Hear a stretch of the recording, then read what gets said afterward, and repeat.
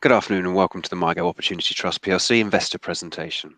That is recorded presentation. Investors will be in listen-only mode. Questions are encouraged. Can be submitted any time via the Q&A tab situated in the right-hand corner of your screen. Just click Q&A, scroll to the bottom, type your question and press send. The company may not be in a position to answer every question received during the meeting itself. However, the company review all questions submitted today and publish responses where it's appropriate to do so. Before we begin, we'd like to submit the following poll. I'd now like to hand over to Will Hampsey-Cook of Frostray Capital. Good afternoon. Thank you, Paul, and good afternoon, everyone. I thought it might be useful before Nick dives into the detail just to give a brief overview and introduction to the strategy, what it's seeking to achieve, and why we think that now is an interesting time. For those maybe less familiar with the strategy, MIGO seeks to exploit mispricings in the closed-end fund world.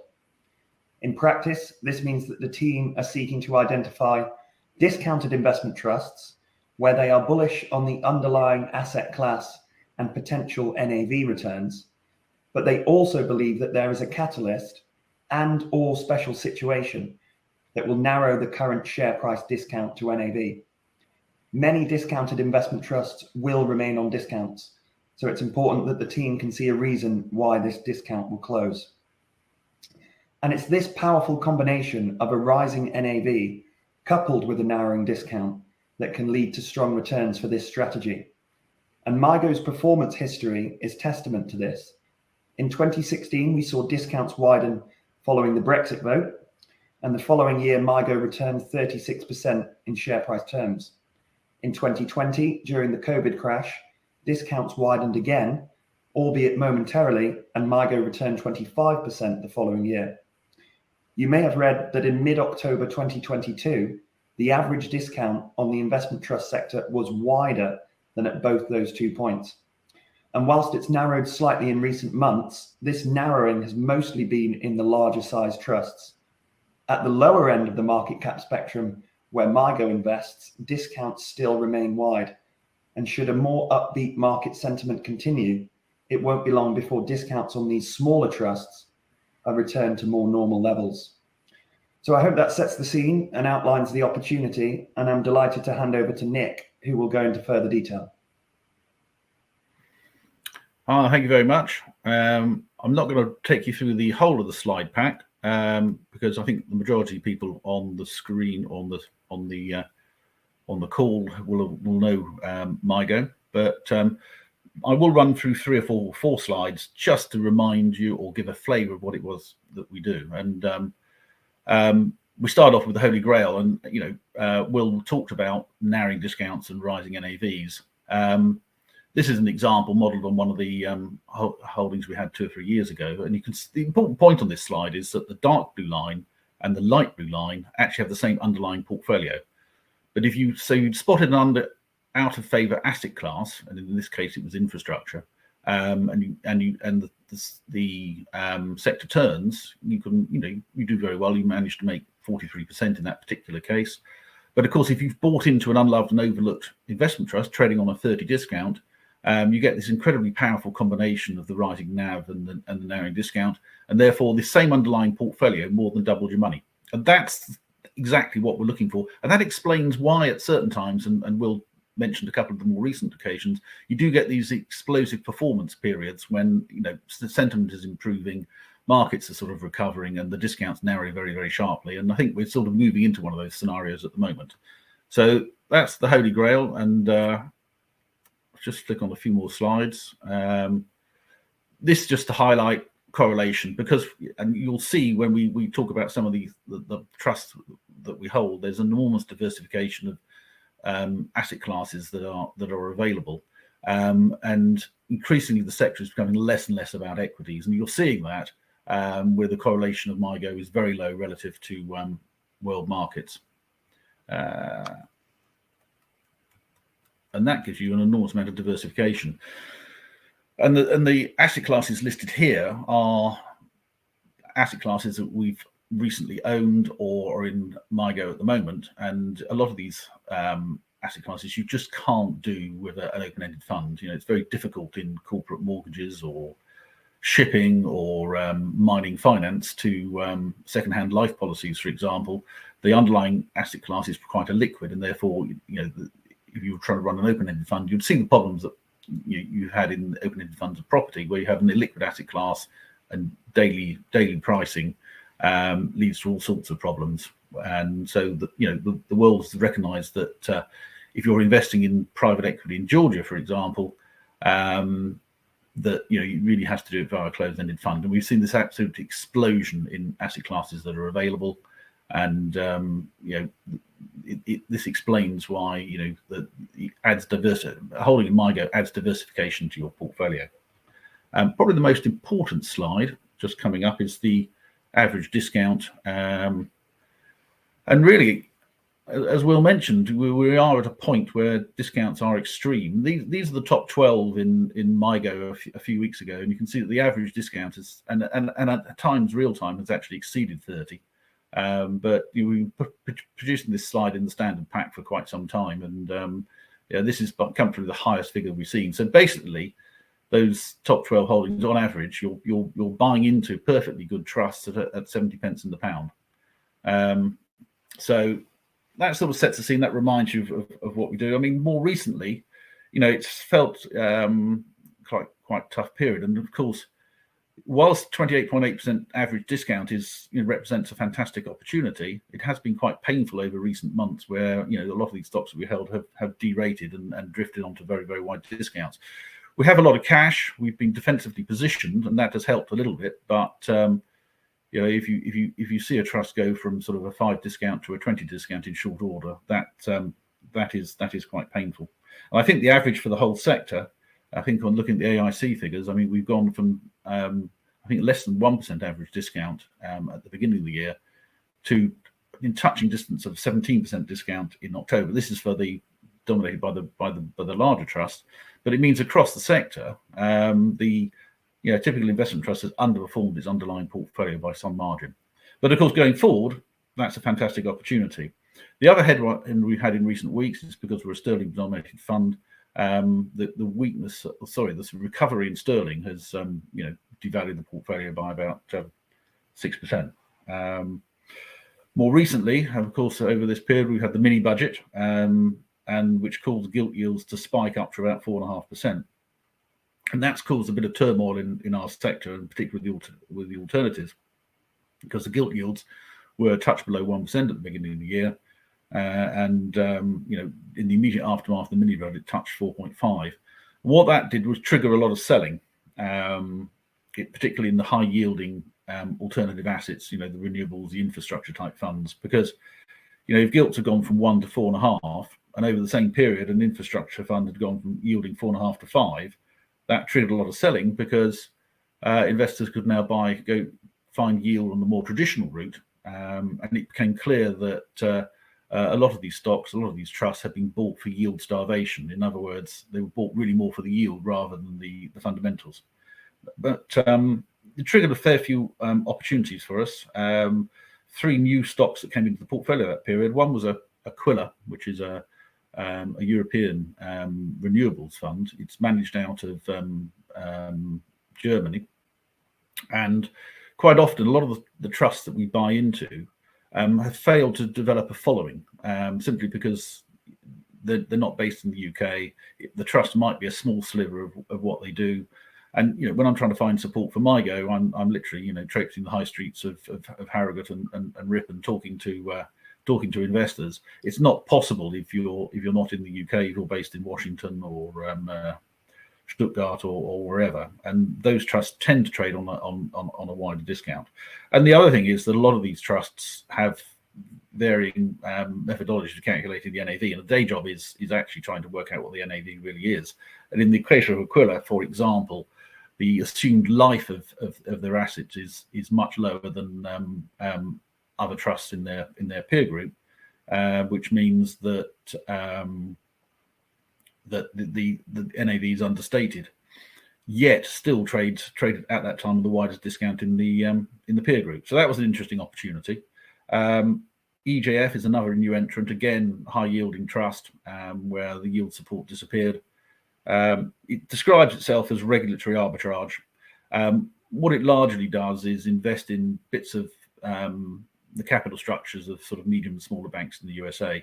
And after the global financial crisis, a lot of these banks, the regulations led them being overcapitalized.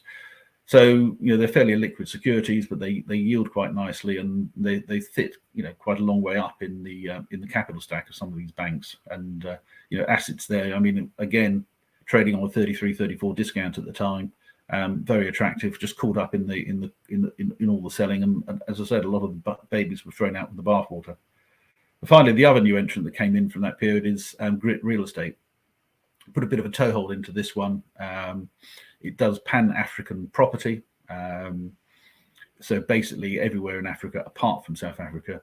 What they basically do is they use their intellectual capital to develop properties for multinationals or Western governments. So, for example, the classic sort of development, I mean, there are all sorts of properties, but the classic sort of development might be accommodation for workers in the mines, or equally accommodation for diplomats in the embassies. And I think they have developed a number of US embassies, for example. But the Western governments and multinationals don't really want to get into the intricacies of property ownership laws in Morocco or wherever. But never managed to develop a following really, and it trades on a 60-odd% discount. Part of that is it has quite high leverage. That will change as it's merging in a couple of fund management businesses. It's morphing into a fee-earning fund manager rather than just purely a REIT type structure. So three very interesting new stocks into the portfolio, and it also sort of affirms how diversified the asset classes that are available in the sector are. If you look at regulatory arbitrage and Pan-American African property, are fairly unusual and would be almost impossible to manage in an open-ended format. Three others that we've been adding to in similar that we'd already started buying before the sell-off. VPC Specialty Lending, again, this one is run out of North America. Again, struggled to get a following. We were able to buy in some shares at a 30-odd% discount. It basically lends to small, medium companies in the States. An alternative lender, has done very, very well in NAV terms, but there again, share price has languished to the extent that subsequent to buying the shares, the trust has come under attack. A couple of hedge funds are trying to achieve shareholder value, I think is how they would term it. On the same track, we've been adding to the Japanese activism funds. Again, they're smaller companies in Japan are on a very, very low rating. So the discount is more in the underlying portfolio here rather than in the trust itself. But there you've got, with the growth of activism in Japan, with more and more activists based there or getting involved there, you've got very, very lowly rated companies who often going through generational change. And that means there is a catalyst for change, and that I was probably slow off the mark getting involved in these trusts, having been told probably once or twice every decade for four decades that corporate governance is improving in Japan, and therefore being rather cynical. But perhaps we're seeing signs that maybe this time is different. And finally, another relatively new entrant to portfolios, aircraft leasing, which I would a few months ago I would have been very surprised if I'd heard that I would have gone long on the aircraft leasing funds. But what we have there is that go back not that many months, a lot of these aircraft are just parked in the desert gathering dust, and particularly with the 380s, they were there was possible they weren't going to come back out of storage before the leases came to an end. And what we've seen is a massive recovery in demand for air travel, combined with problems at the aircraft manufacturers in delivering the next generation of wide-bodied planes. So suddenly you've got increased demand and reduced supply, and therefore the likes of Emirates are probably going to persevere with the A380 for many more years than was originally expected. I think the NAV was at the time probably about 75, and we picked up these shares at 30. So a lot of new interesting asset classes included in the portfolio for some time. And it is unusual because we often describe our style as watching paint dry. And therefore you might typically each quarter have one new entrant coming in and maybe one fund disappearing. But we've had fair amount of new funds coming in a short period of time. And I think that mini budget, the spike up in gilt yields, did actually trigger a lot of turmoil in the sector and has created a lot of opportunities for us. Just looking back at the period since the last of these calls, and just looking at the winners, Dunedin Enterprise has entered a tender. We've had the bulk of our holding returned to us. I mean, this trust, it's a private equity trust that ran into problems 5 or 6 years ago, and they went into an orderly realisation. But it really has been the gift that just keeps giving. And entering the period, it was our largest holding, despite having had several lumps of cash coming back from them over the years. And again, they've sold off 1 or 2 assets and handed back the cash. And yeah, it's been an incredible success over the years. Another asset class worth mentioning, Georgia Capital.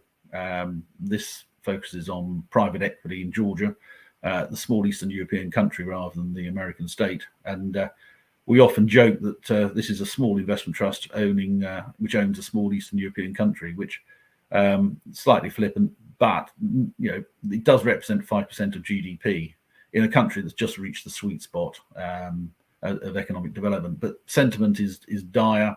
Trades on north of a 60 discount, despite the solid performance. Now, inevitably, demand for single country Eastern European funds is negligible anyway, let alone one that has a long border with Russia and went to war with Russia in 2008. So we understand why the trust trades on such a wide discount. But it's performed very, very well. I think also Western investors perhaps didn't actually believe the NAV. It has sold the water system in Tbilisi to a major European infrastructure fund at well above the carrying value. Unfortunately, that happened a couple of days before the tanks rolled into the Ukraine. So again, I think that progress has been missed, and the discount is fairly extreme. And another winner was City Natural Resources, which traditionally has been more of a mining trust, but made some good calls about moving into shipping, liquid natural gas, and into oil, and performed very, very well. On the downside, Vietnam has struggled. I think that there are 2 challenges there, one internal, one external.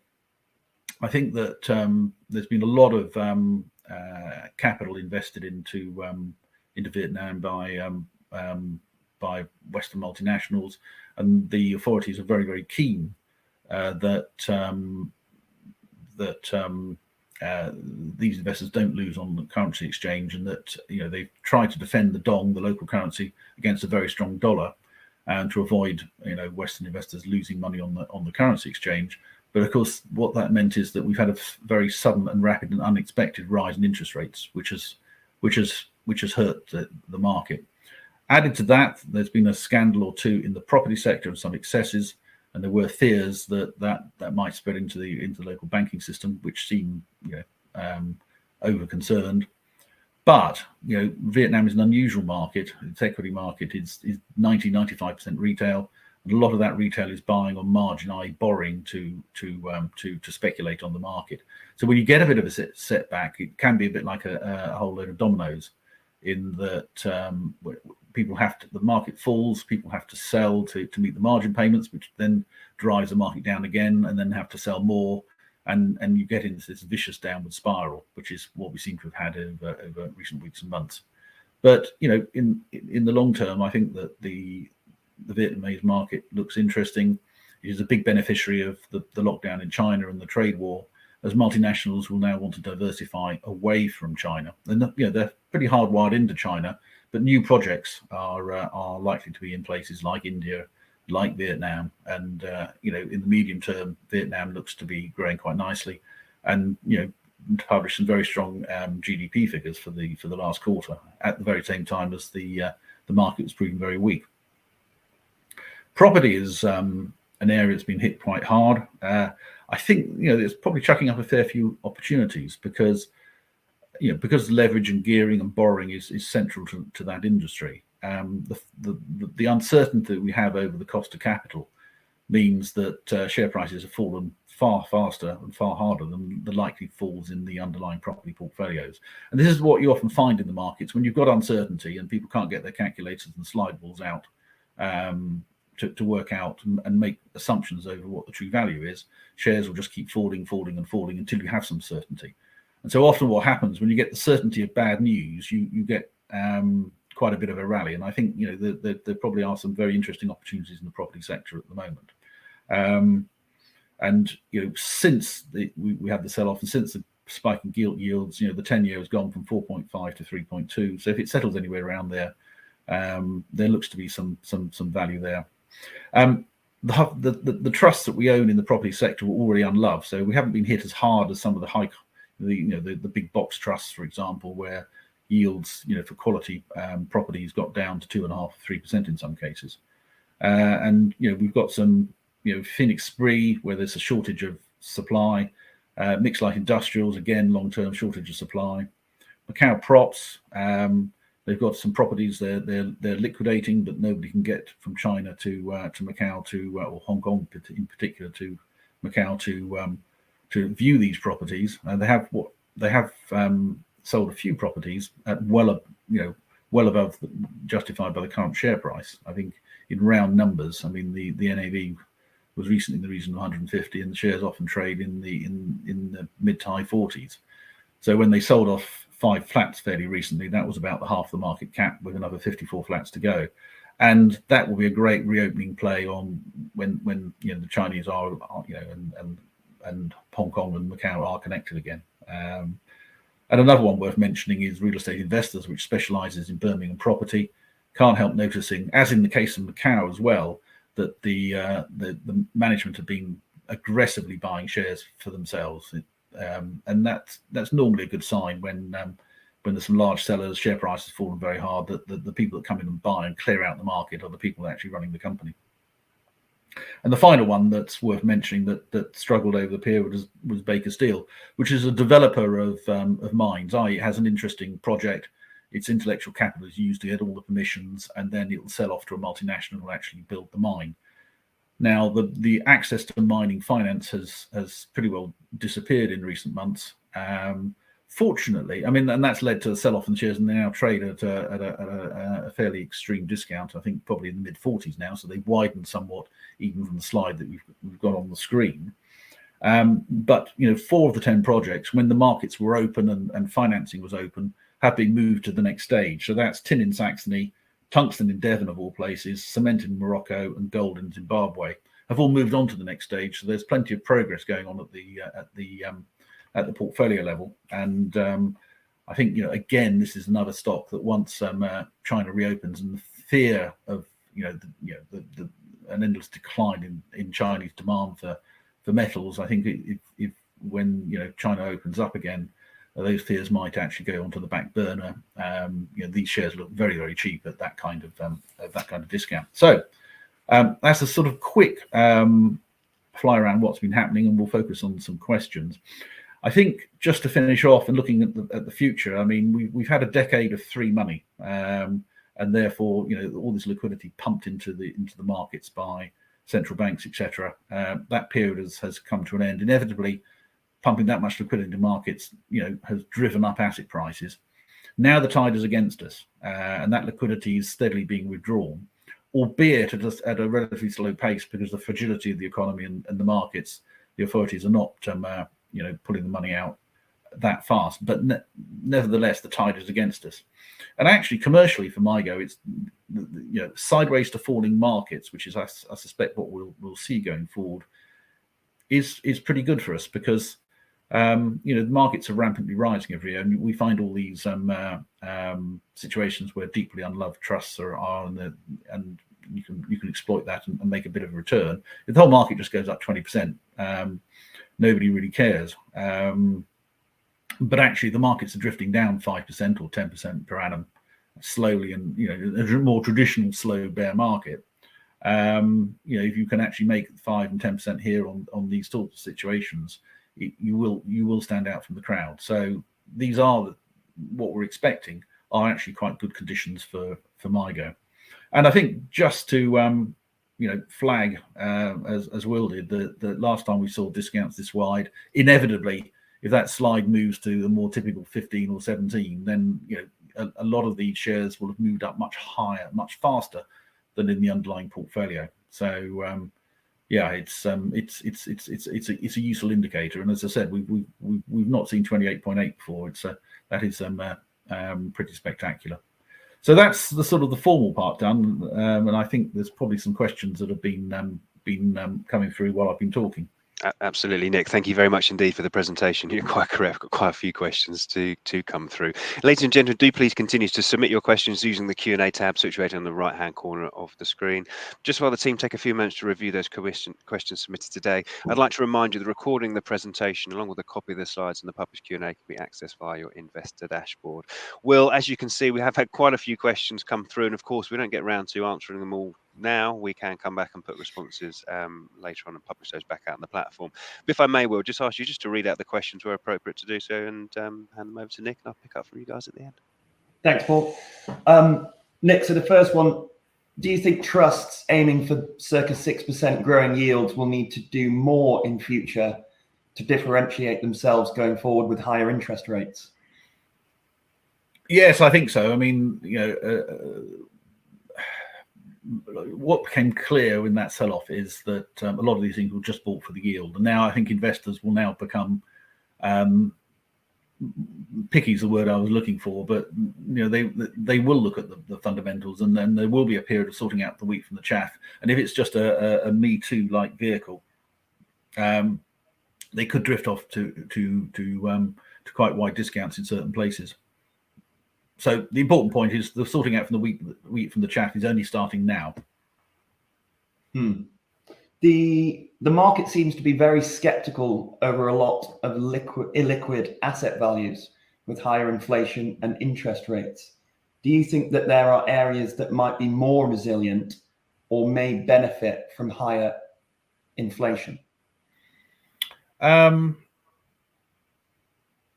I think when you're running a fund like this, the day job is working out what the true NAV is, and I think this is quite an important point to what we do, because up to not many years ago, investment trusts tended to be long only equity funds. That isn't the case now. I mean, it's probably less than half, and that's a figure that's declining quite fast. So the market is used to being able to look at a stated NAV and treat that as verbatim, because when you're running an equity fund, you just run your Bloomberg and you come up with a figure, and that's a good call for what the assets are worth. If you are looking at residential property in Berlin, for example, where a methodology was brought in when the fund was launched, it was set up as a landlord, and therefore the portfolio was rental. What happened since is that it's a highly regulated market, and that it's become a two-tier market. So a flat that's got tenants' rights is worth a lot less than an identical same flat which is owned privately. So what, for example, Phoenix Spree are doing is just slowly breaking up these flats and then into individual units and selling them off into the private market at a much higher price. But the methodology basically takes the rental value, because that's the methodology, which always massively understates the true value of those properties. And you can see on the slide there that at that point they were trading on a 42 discount. Well, we don't think that, we actually think that's a much higher figure, because as they're slowly selling off these assets, they're getting quite a premium. And again, of course, coming back to the inflation point, then in the longer term, property is a reasonable hedge against inflation. Although when inflation arrives, it decreases risk appetite initially, and therefore you see conditions like you've got at the moment. So that's a sort of probably off on a tangent answer to the question, I think. Thank you.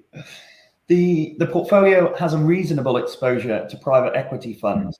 Do you see this as a potential concern, with valuations of the underlying investments potentially being recalibrated, or has this already happened? Well, there's two things. I mean, they trade on enormous discounts, and there are two things that suggest that the write-downs won't be as big. One, we had, the listed markets got really, really hot, and therefore, whereas the revaluations,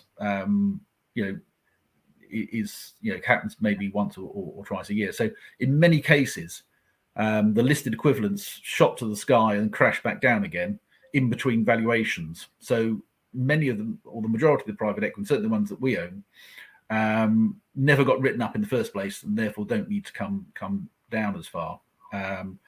What has probably been lost because of interest rates rising is the big uplifts that you're likely to get when they sell assets in the portfolio. So if where interest rates have gone up, and and a lot of these transactions use borrowed money, that takes the exit back maybe 15 or 20% from what they would have had. So I think that's uplift foregone rather than having to mark down the NAV. The other point, and peculiar to the investment trust sector, is that recent legislation, and this will probably now disappear now that PRIPs are going, means that many investors have to declare they own an investment trust, private equity investment trust. They have to add those fees to the fees they declare to their own holders. So this is in like models in the wealth management sector or whatever. Private equity is expensive, and one that's been successful will have even higher charges. And putting that so that a lot of the listed private equity trusts are sort of unbuyable for maybe 10 or 15% of the register. So that's triggered quite a wide discount, and we're probably halfway through that sort of shareholder exiting the register. Whether the other half will have to go now, but I suspect nothing will change until PRIPs actually does disappear, because people won't believe it, and people have actually got to make those declarations at the moment. Taking an extreme figure, some of the private equity trusts, particularly the fund of funds, might have an OCF of 7% in theory. It's only in theory. But if you were a wealth manager putting 2% of your model into a trust like that, you've added 14 basis points to the costs that you have to declare. And very often investors won't buy any product which has got an OCF of above 1%. So commercially, a lot of these investors have had to cull their private equity holdings, which is why, which explains why you see mid 40 discounts in some cases, particularly for the fund of funds type private equity funds. So again, often a bit of a tangent there. Thank you. We've got a couple of questions about the discount on MIGO itself. So the discount on MIGO itself has remained very stable. I guess what's the reason for this?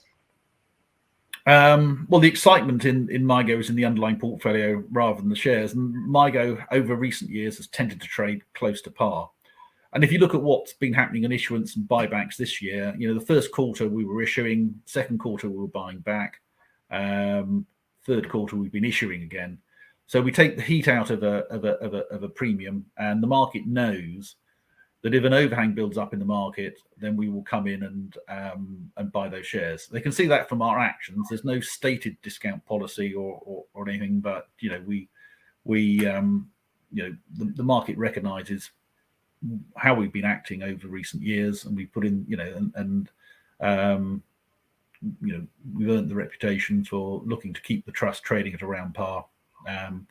But as I said, there's no formal discount control.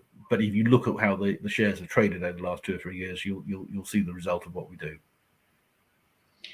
Thank you. With so many trusts on deep discounts, how do you avoid value traps?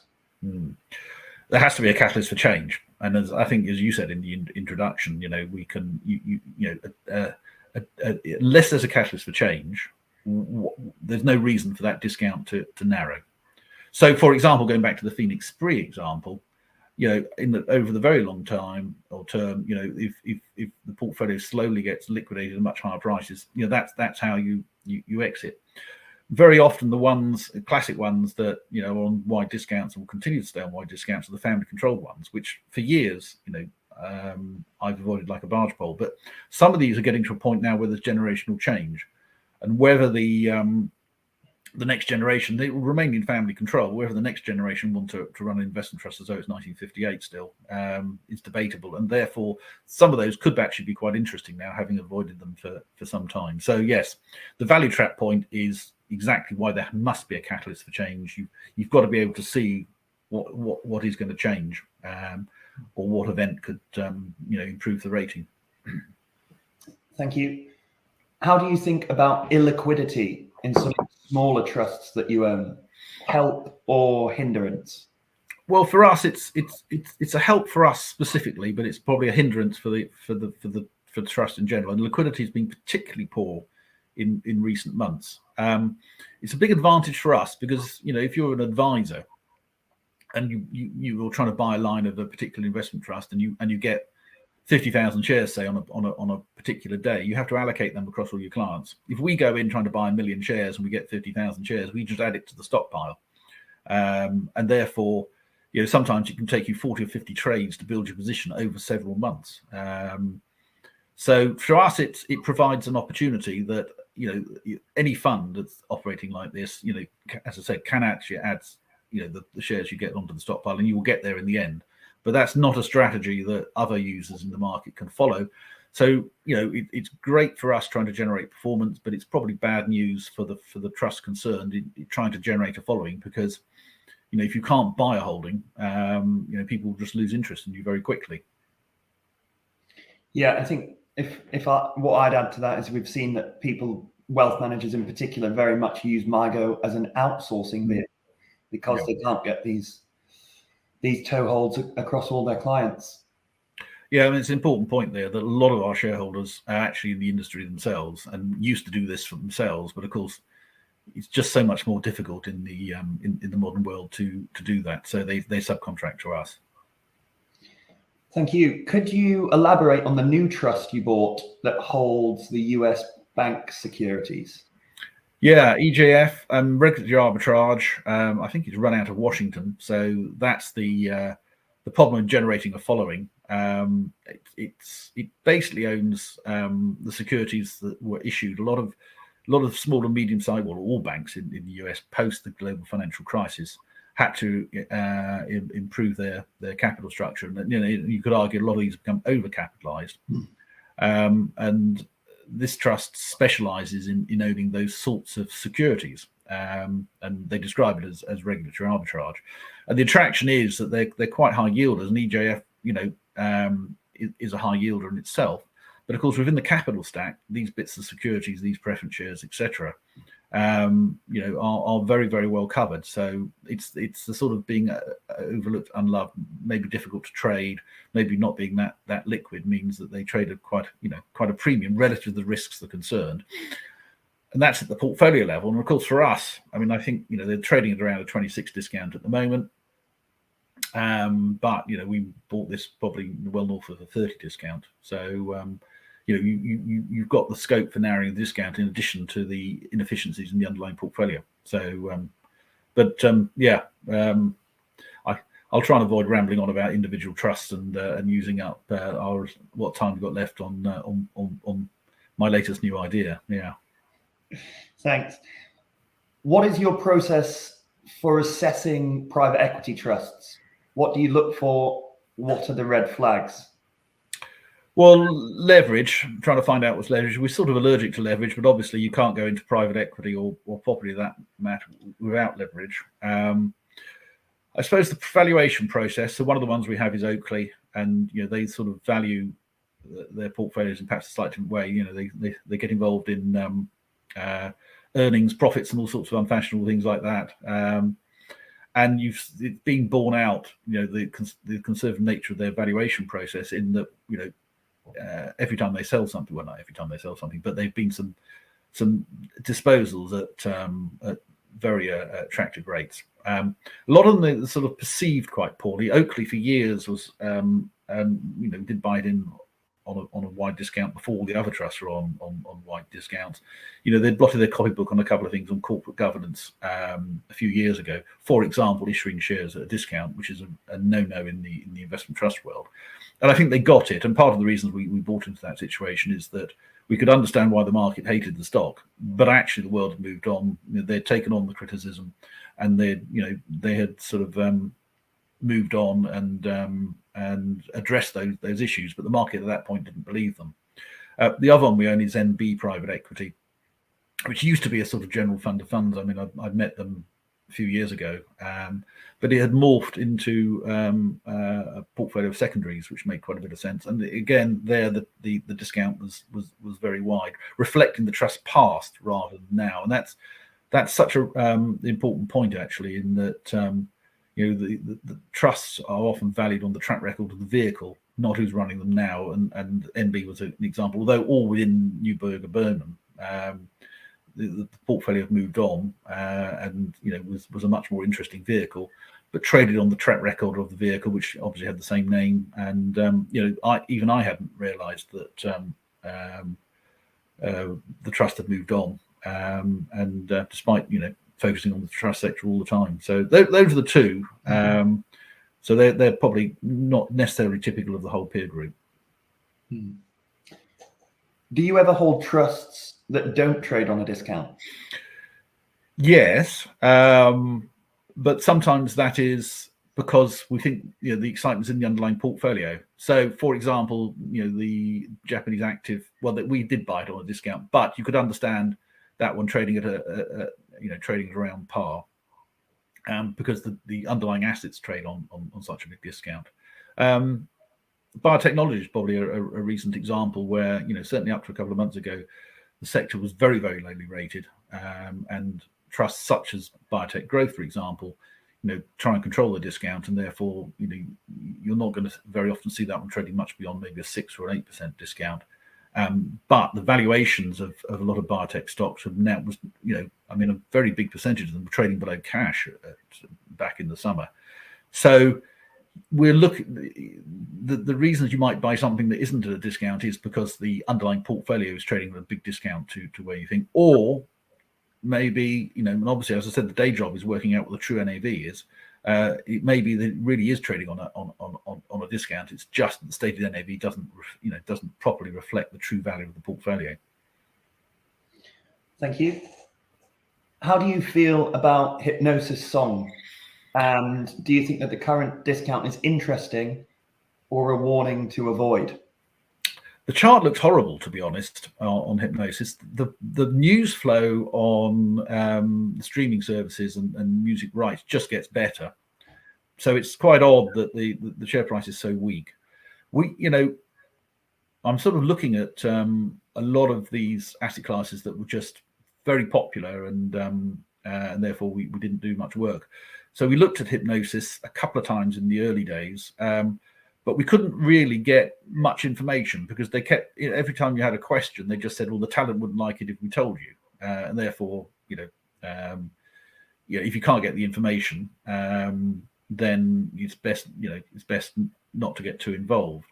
So I've sat in on a couple of webinars, calls, etc. on the sector. So it's on the to-do list.